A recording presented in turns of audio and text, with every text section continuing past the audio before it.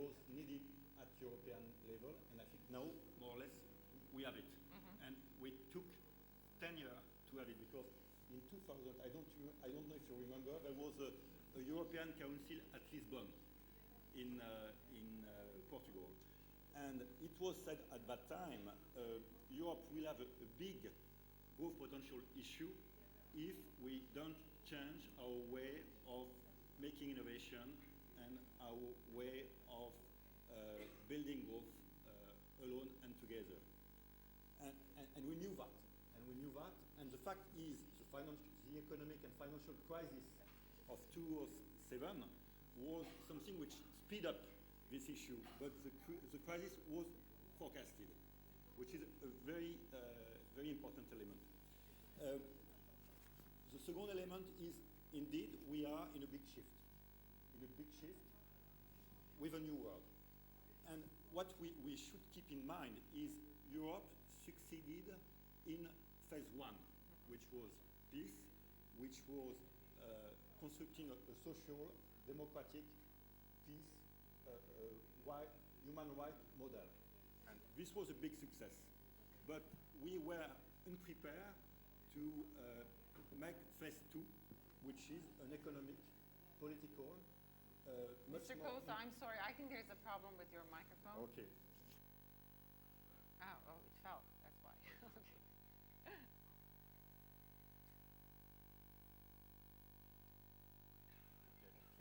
Please. Is that better? Yes, that's okay, a lot much better. Yes, thank you. Thank you. So what I do mean is, we have succeeded in phase one, and we should be very proud of it. But we have not prepared phase two, which is a much more integrated Europe, and which is to turn Europe into a power. And up to now, we have not decided yet if really we want to make Europe a power.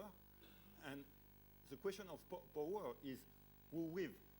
Is it with all the members of the EU, or with it a limited number of the EU? Which is one issue. The second issue is, indeed, we need to increase our growth potential. We know that our growth potential is, at the European level, is between 0 and 1.5% for the next decade, which is very weak. And if you want to resolve, to work out our economic governance issue, we need to have a cap, a perspective, and a positive perspective. So we need to decide where we want to go and to organize the economic, political, democratic governance with regard to this goal. But we do not need to change our governance without goal. Otherwise, we lack the meaning. We won't be able to mobilize people, and we will fail. And we need something else which is key, which is collective thinking. Collective thinking, not only the way of thinking, which is, up to now, every country is thinking in his side, but we don't think with the perspective of a common interest. And if you discuss with the people at the European Council level, we know what we have to do. But when we come at the moment of deciding together, we have a minimum agreement. And the fact is, this minimum agreement on what we have to do is not effective. And it comes always later on. We never anticipate, whereas we know what should happen. There is no surprise. So concretely, in order to increase our growth potential, we need to go where we want to go. We have some very efficient levers, which are the single market.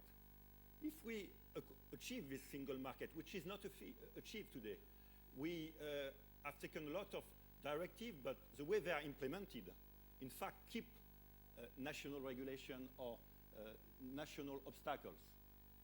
So we need to achieve it quickly in several fields: digital, health, which is not an issue up to now, but this is key given the demographic aspect we need to solve. Financial, certain industry, energy, chemistry, which is very important, etc. If we do that in the next 5 years, we should increase our growth potential. You will contradict me, but I think I understood between 0.5 to 1.5%, which means we are doubling our growth potential. First thing. Second thing, which is innovation. Henri Decastre said innovation is key. Most of European countries are at the technological frontier. And when you are at the technological frontier, the way you educate people, the kind of formation you have, the way companies, administration, university need to work is not the same when you are building with, I would say, from scratch or from little. You need much more cooperative society. And to speak frankly, in Europe, we have a divide between the one which are very innovative and very cooperative and the other one which are not. And among them, there is Germany, there is the Scandinavian model, as you say, there is Switzerland, which is not in the, yet in the EU. You have North Italy, you have a certain number of regions. And these places are among the most innovative in the world, which is a huge asset for the EU, and we need to build on. Other countries, such as France, such as, to a certain extent, the UK, such as Spain and others, are much less innovative, much less. And we need to solve out this issue, and this issue is also a question of mind, of education, of continuous learning, of political mindset. Another thing with regard to innovation is we have among the best public research in the world. But we have a key issue to solve out, which is how to transform this research into marketable innovation. And for that, we need to better, and I do agree with you, we have a question of public expense, but we have a question of quality and effectiveness of this public expense. And if we push the focus not only on upheaval research, but on applied development at European level, with a federal allocation, we could increase by 0.1 to 1 additional % our growth potential, which means more or less that if we act on these two levers, we could have an additional growth of more or less 2% for the next decade. This is huge, but this needs political leadership. And there is another issue, which is demography. But in order to raise positively the question of demography, we need also to have much more inclusive society. Because when you have areas of high unemployment, people do not understand that we should maybe, in the medium run, have a more attractive, maybe a more selective migration policy. So what we need is a big picture born at political level, at European level, with a common approach of our political leader. And I think we are in the right direction. We are starting to raise the right issue. You know that the next European Council in December will raise the issue of the effectiveness of the Eurozone, which is how to go to, in fact, a federal Eurozone with financial capacities, budgetary capacities, as President Van Rompuy said, which is, in fact, a specific budget for the Eurozone, in order to make up for asymmetric shocks, but also to help countries to adjust and make long-term structural reform. Another issue is should we have a European or at least a Eurozone treasury? And what kind of governance for the Eurozone? Is it only a monthly meeting of head of state and government, or should we have Eurozone minister or a more political Eurozone governance?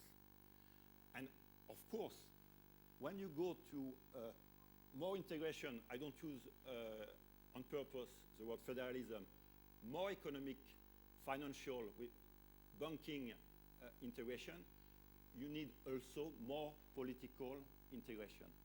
And the question here is the question of democracy and what innovative mechanism we can develop in order to complement this economic integration. Well, Mr. Klose has made his point that we have to make Eurozone and single market to work in order to restore growth. And I see that you've been looking at Mr. Quinn for numbers, I believe. What do you have to add in restoring growth in the Eurozone and making the single market work? Well, perhaps I can first comment on the first two speakers' statements, which seem to be slightly different. I think there's a way to reconcile what Mr. De Castres and Mr. Dervish said on public spending. It's true that public spending is huge in France, 56 versus 57 in Denmark, whatever the exact ranking.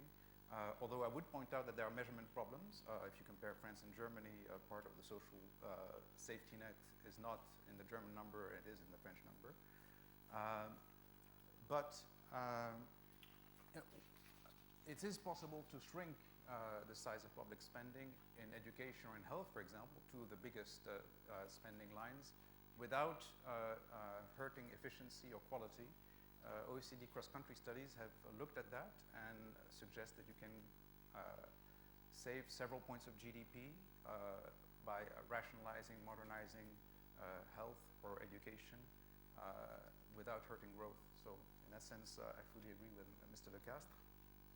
I would also point out regarding Sweden that is indeed often cited as a model country that has had a good crisis and that has bounced back quickly. That indeed Sweden did the big reforms in the 1990s and still remembers them vividly, and that's why they are so cautious on the fiscal front. But they've also done a lot of reforms since 2006 when Anders Borg and the new government came into power, to try and reinvigorate the welfare state. So they have liberalized markets, the labor market, the product market. They have undertaken a number of OECD-type reforms that probably also receive Mr. De Castres' approval. Indeed, Sweden is doing very well as a welfare state, protecting its citizens, but is also reforming very boldly. In fact, Anders Borg, if you have met him, stands out as a Minister of Finance. He's the only one with a ponytail and a diamond in his ear. It's very rare in the EU. I broadly share the vision that Mr. Klose has expounded, that indeed with a number of bold reforms you can generate more growth. In fact, today the OECD is releasing a long-term growth paper running all the way to 2060, which is rather heroic given that we don't know what the next quarter and year will bring. But maybe it's safer to think about 2060 than 2013, 2014. And in there, indeed, you will find quantification of a number of reforms and how much extra growth they can bring in Europe, but also elsewhere across OECD countries. Okay, anything, what would you like to add on, Mr. Stefan, in restoring growth? We've touched on the main points. I think so. I think the most important ones, I share the views on the other panelists, that the kind of most important issues are, on the one hand, innovation, and I totally agree with the point being made that education and public business schools and universities have to play a major role in reforming themselves to ensure that there's continuing education on various levels, which then leads to more innovation and growth, and also highlight, I think, the particularly strength of the European economy, which is trade within the European Union, but it's also the openness of the economy, particularly to trade outside the European Union. So I think these are important points just to add to this growth question. Trade within the European Union in the single market is important, but also trade outside of the Union is crucial for restoring growth for EU. That's what you're saying. And that brings us to Mr. Yavan. He's the General Secretary of TÜSİAD. Maybe you would like to elaborate a bit more on how can Turkey contribute to restoring growth in EU? Thank you. As you may all know, Turkey has a growth rate of 5% potential growth rate, and it's going to be so for some decades to come. Given the slow rate in Europe, there's going to be a significant decoupling in terms of the growth rates of Turkey and EU. Therefore, if we for a moment assume that Turkey were in EU, definitely EU economy is going to benefit. That's for sure. There are, I think, enough number of studies on this. And this robust growth, 5% or more, is also compatible with fiscal consolidation, low debt GNP ratios, low inflation. Therefore, I think we should definitely consider this new structure of Europe that we are talking, and we should definitely find a reasonable perspective how Turkey could fit into this new restructuring of Europe. Well, we should not forget Europe in crisis is a big continent. Europe imports $6 trillion a year, and Turkey exports to Europe 1% of this total amount. So that's an issue we have to address. Maybe I would like to open it up for questions. I would like to turn to the audience. Maybe you have any questions for our panelists. Please do so, do ask.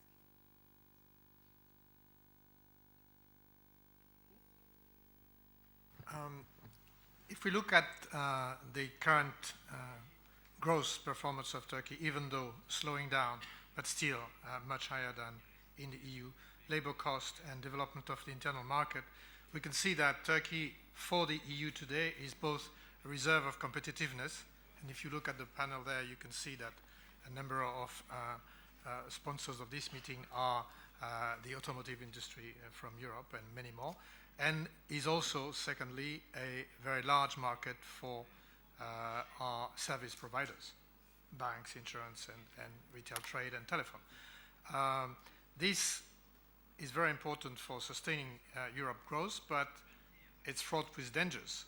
Number one, the differential in competitiveness for Turkey will shrink because income level will rise, because new labor laws will be introduced, and therefore the window of opportunity is the next 10 years, perhaps no more. And secondly, of course, as mentioned several times, there are structural imbalances in the Turkish economy and risks with overconsumption and so on. But it seems to me that we do have an opportunity right now, and part of the European industry, as we said yesterday, more Germany than France, but has seen that. But I think the potential is not exploited to the full. And more importantly, this potential is not reflected in political decisions, either at EU level or at French level. This was my remark. Do you have any questions for any of our panelists? No. Any questions? I have a question to Kemal Dervish. Mr. Dervish, how do you see Turkey's demographic trends and what kind of long-term impact it can have on Turkish economy in the future? Turkey has gone through a major demographic transition. In fact, I was looking at the long-term growth numbers with some friends, one of whom is here, Yusuf Işık is here. And, you know, actually the Turkish growth rate since 1946 has been 5%, which is not bad for GDP. I mean, it's gone up and down. There were good years and bad years, but it's been 5%, and it's been 5% for the last 10 years also. Now, there's one difference, however. Population was growing at close to 3% in the 1950s, 2.5, more than 2.5, and is now growing almost only at 1%. So in per capita terms, the growth has accelerated, and of course, over periods of 10, 20 years, that makes a big difference. So the demography has been favorable to Turkish growth. It still is a little bit in the so-called demographic golden age, when the active population, the ratio of the active population to the total population is very high, but it's going to decline. And in 10, 15 years, Turkey will face some of the issues, not as dramatically as some European countries, but of a more aging population for which one has to be prepared. I think Turkey actually has, under the present government, undertaken some very important social reforms, health reforms, which really have been quite successful, and is aware of this problem, and we have time to handle them. We're not, you know, like some European countries, we haven't delayed things too much. So I think we can deal with that, and it's a gradual evolution, so I remain optimistic about that. Where the big issue is for Turkey, the really big issue to become a really top performer, Ali Babacan said it, Minister Ali Babacan said it yesterday, is the savings rate. And the Turkish savings rate the last 2 years has been in the 12 to 13% of GDP range. I don't want to compare it to China because the Chinese system is very special. They have 48, 50% savings. But India is saving 35% of its income. All the rapidly growing East Asian countries are saving about in the 25 to 30% range. So, you know, we have to be realistic in Turkey. We have an incredibly dynamic economy, extremely good entrepreneurs, really a business sector that is doing well, people who solve problems, but we have a constraint, a resource constraint, which comes from the domestic investment financing. So we have to overcome that. The Minister Babacan said that one of the key reasons is that people are very confident of their future, and therefore they think we don't need to save. That's one hypothesis. There are many other reasons.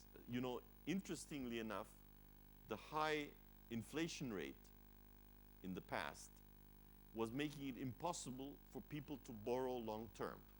So, you know, interest rates, nominal interest rates were extremely high. So the fact that inflation came down quite rapidly was a good thing, but also, I think probably, and the central bank governor has defended that thesis, I think he's right, has probably hurt savings because people are now borrowing much more easily for durable consumption, for housing and so on. And you know, and they never were, so there was a pent-up demand for borrowing, which is now realizing itself, being facilitated. Household debt, which was almost nothing, is rising very fast. And so there are these problems that in terms of the savings rate. I do believe, frankly, that there is also need for really long-term confidence in the Turkish socio-political system and peace in the, you know, peace in Turkey and peace in the region. I do believe that while people believe that Turkey is very, very dynamic and can do well, many people also worry about the future, actually. And if you worry too much about the future, it depends. You can save if it's an economic worry, but if it's a socio-political worry, then you might say, well, we better have a good life right now, and then, you know, Allah kerim in the future. And so there may be that. This is all very complicated. I don't think we have strong econometric analysis of why the savings rate is so low, but it is too low, and there is no miracle in economics. I wish there was, but there isn't. If the savings rate does not go up to at least 17, 18, 19%, the Turkish growth rate will be mediocre, not spectacular.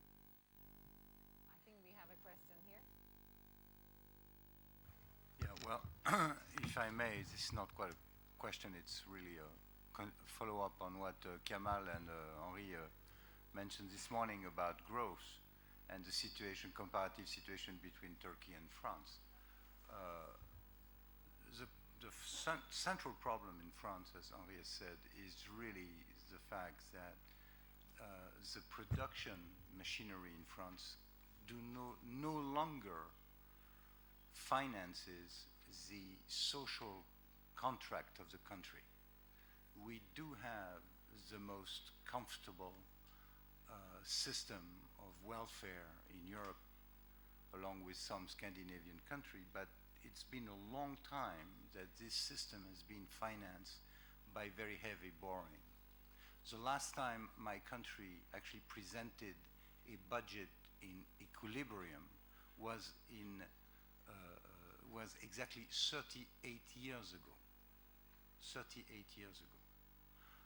And we continue to pile massive indebtedness along with a fiscal level that is, as Henri said, 10% higher than our main competitor, the Germans, and 20% higher than the Americans. The result is the explosion of debt. It is the decline of public investment, and it is the slow destruction of our industrial base.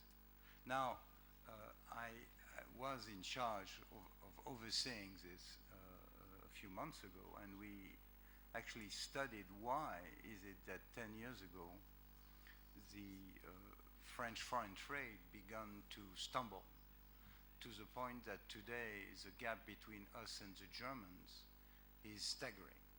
On one side of the Rhine, we have a deficit of 70 billion euros in foreign trade.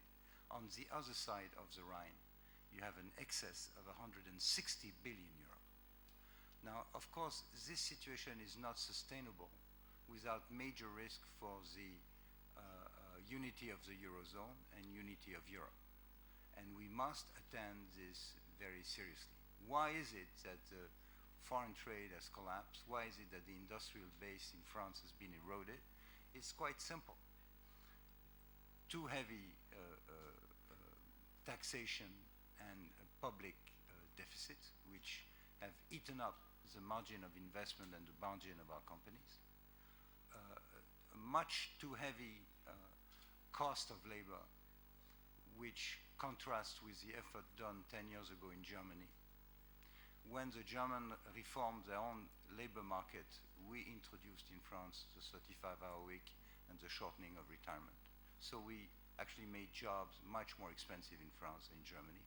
10 years ago, per hour was cheaper, 10% cheaper in France, is now anywhere between 10 and 25% higher in France, depending on the sector.